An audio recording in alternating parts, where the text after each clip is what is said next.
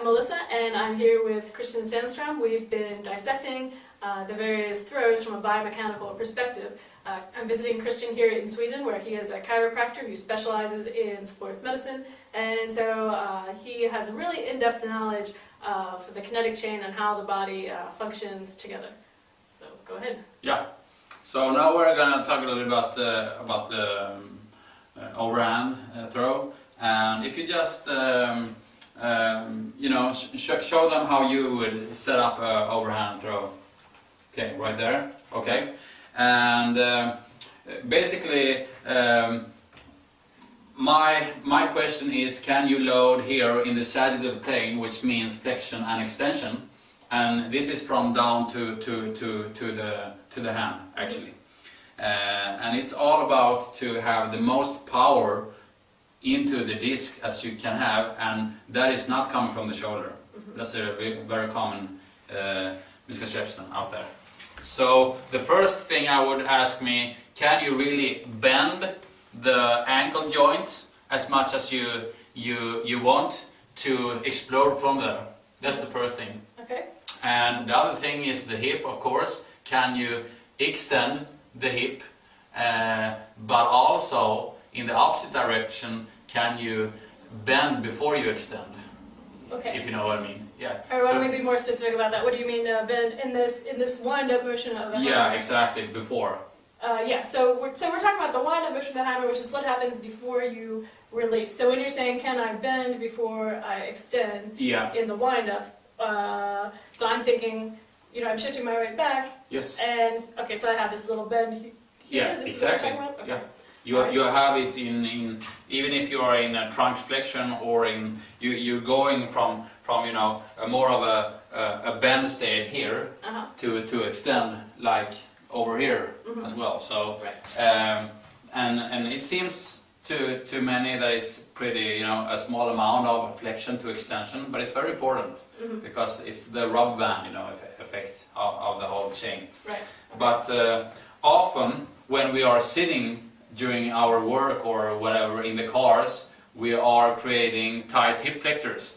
Because we're always in this position. Exactly. Right. And if we have a tight hip flexor, I want to throw a upside down throw, we're gonna have a problem in the lower back or in the shoulder, because that's the area that's actually taking care of the extension when the hip doesn't. Right. Yeah. So we have a really big problem there.